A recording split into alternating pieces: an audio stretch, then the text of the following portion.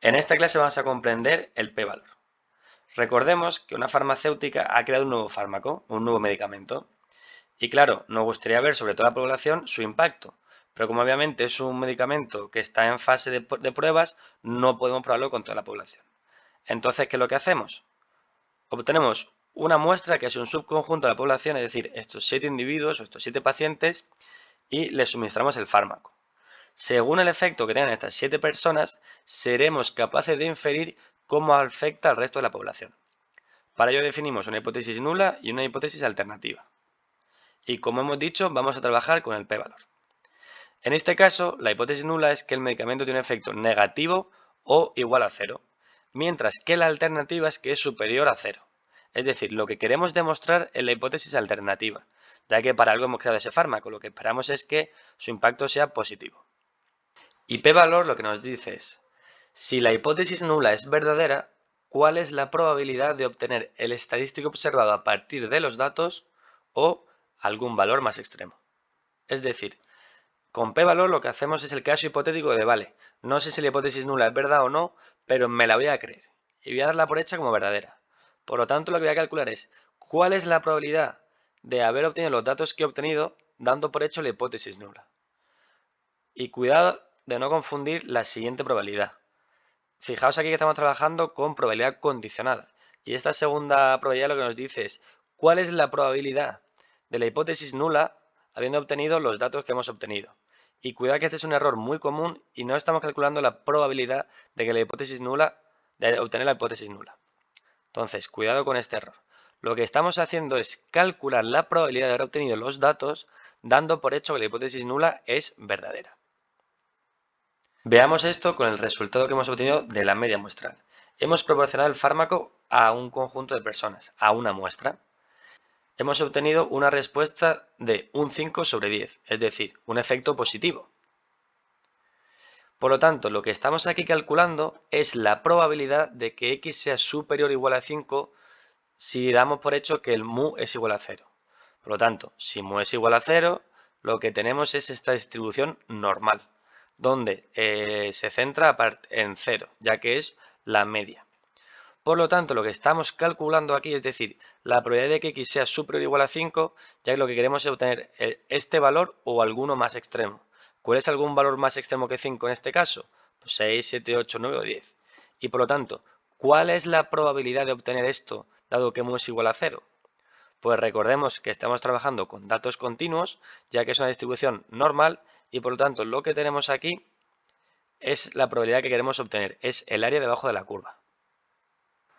El tema es que cuando trabajamos con p-valor, damos como verdadera la hipótesis nula, y por lo tanto dibujamos esta distribución normal. La pregunta es, ¿cómo obtenemos esta distribución? Y de nuevo volvemos al bootstrapping. Recordemos que el bootstrapping es un muestreo con reemplazamiento.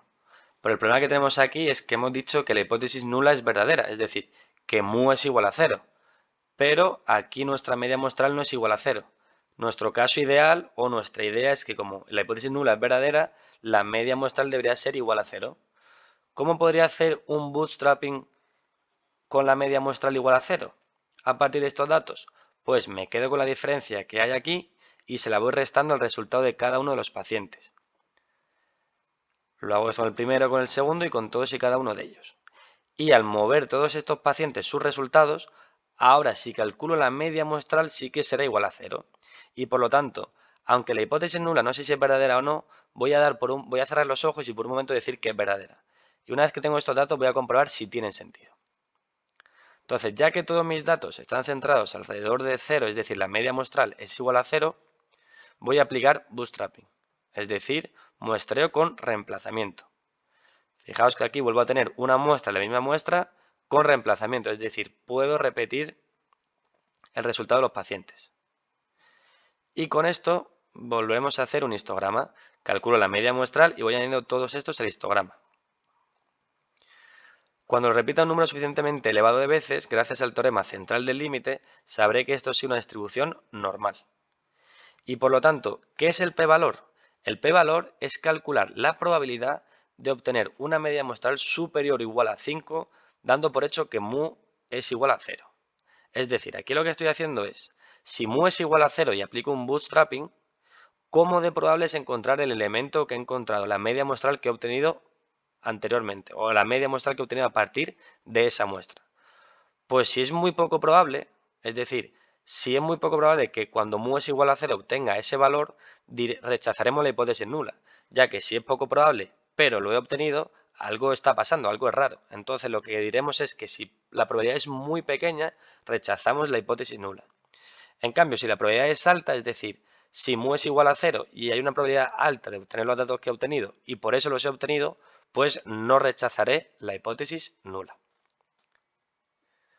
Por lo tanto, el p-valor lo que calcula es la probabilidad, es decir, el área que hay debajo de esta curva a partir de la media muestral, es decir, a partir del estadístico observado o algún valor más extremo. En este caso, 5, 6, 7, 8, 9 o hasta llegar hasta 10.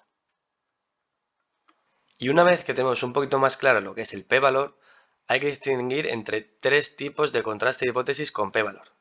Este primero que estamos viendo, lo que queremos demostrar es que el parámetro poblacional es superior a 0.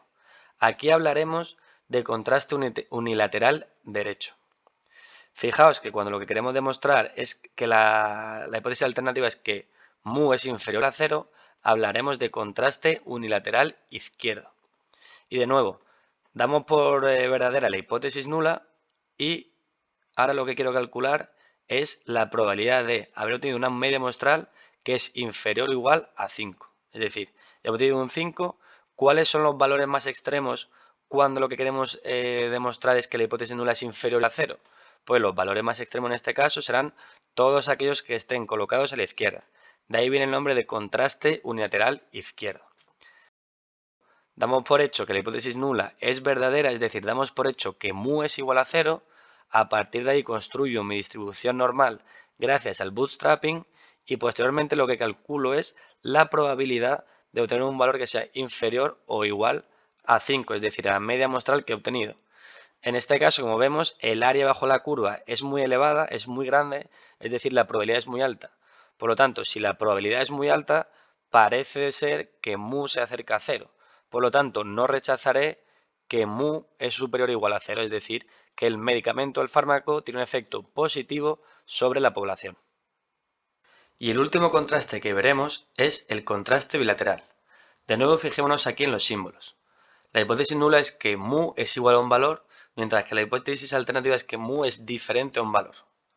Por lo tanto, si estamos calculando el p-valor y damos por hecho la hipótesis nula, queremos calcular la probabilidad de obtener una media muestral que sea igual a 5 o algún valor más extremo, cuando mu es igual a 0, es decir, este área bajo la curva. Muy parecido al contraste unilateral derecho. Lo que pasa es que aquí estamos haciendo un contraste bilateral, por lo tanto, cuando hacemos este tipo de contraste, ¿qué hay igual o más extremo que, por ejemplo, 5? Pues también tendremos el menos 5, es decir, este área bajo la curva. Ahí tendremos menos 5 o cualquier otro valor más extremo o más raro, menos 5, menos 6, hasta llegar a menos 10. Por lo tanto, aquí estamos combinando la probabilidad de obtener un valor que sea superior o igual a 5, dando por hecho que mu es igual a 0, más la probabilidad de tener un valor inferior o igual a menos 5, dando por hecho que mu es igual a 0. Y llegados a este punto, vamos a realizar una revisión de todo lo que hemos estudiado. El primer contraste que hemos visto es el contraste unilateral derecho. Y aquí el objetivo es comprobar si el fármaco o el nuevo medicamento tiene un impacto positivo sobre los pacientes. Fijémonos que aquí la hipótesis alternativa lo que queremos demostrar es que el fármaco tiene un impacto positivo. Para ello, el p-valor es igual a la probabilidad de obtener una media muestral que fuese igual a la media muestral obtenida o algún valor extremo. Es decir, que x fuese superior o igual a 5, dando por hecho que mu es igual a 0. Es decir, cerrando los ojos y dando por hecho que la hipótesis nula es verdadera, aunque aún no lo sepamos. El siguiente contraste que hemos visto es el contraste unilateral izquierdo. Y en este caso lo que estamos comprobando es si el fármaco tiene un impacto negativo sobre los pacientes. Por último, hemos estudiado el contraste bilateral. Y aquí nos enfocamos y vemos que la hipótesis nula es que mu es igual a 0, es decir, que el efecto del medicamento es nulo. De ahí viene el origen de la palabra de hipótesis nula. Y por lo tanto la alternativa ¿cuál es? que el medicamento sí que tiene un efecto sobre el paciente.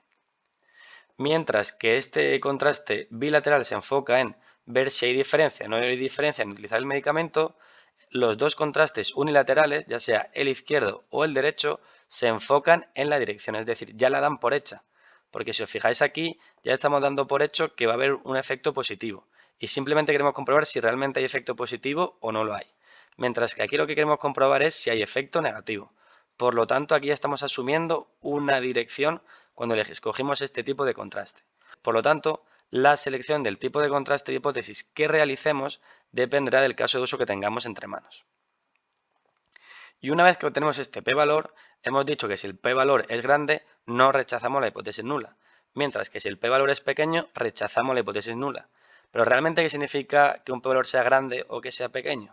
Pues este p-valor lo compararemos con alfa, de la letra griega alfa, que es el nivel de significación. ¿Y este nivel de significación qué valor tiene? Dependerá de nuevo del caso de uso en el que estemos trabajando. En general suele trabajar con 0,01 o 0,05. Y ya os digo que este valor se utiliza por convención y no viene de un principio matemático. ¿Y cuál será la conclusión? Pues si el p-valor es inferior a alfa, diremos que con un nivel de significación del 0,05, digamos que alfa es igual a 0,05, rechazamos la hipótesis nula. Mientras que si el p-valor es superior a alfa, la conclusión será que con un nivel de significación del 0,05 no rechazamos la hipótesis nula. ¿Y por qué rechazaremos cuando el p-valor sea pequeño? Recordemos que el p-valor es igual a la probabilidad de obtener los datos dando que la hipótesis nula es verdadera. Es decir, voy a hacer como que la hipótesis nula es verdadera y a partir de ahí calcular la probabilidad de obtener los datos que ya he obtenido. O sea, esos datos ya sí los he obtenido. Por lo tanto, si hay una probabilidad muy pequeña y aún así los he obtenido, pues una de dos. O tengo muchísima suerte y por lo tanto me podía comprar un billete de lotería y jubilarme. O la segunda opción es, pues entonces no me creo la hipótesis nula, ya que es casi imposible que hubiese obtenido estos datos. Por lo tanto, rechazaré esa hipótesis nula. Y con esto finalizamos la clase.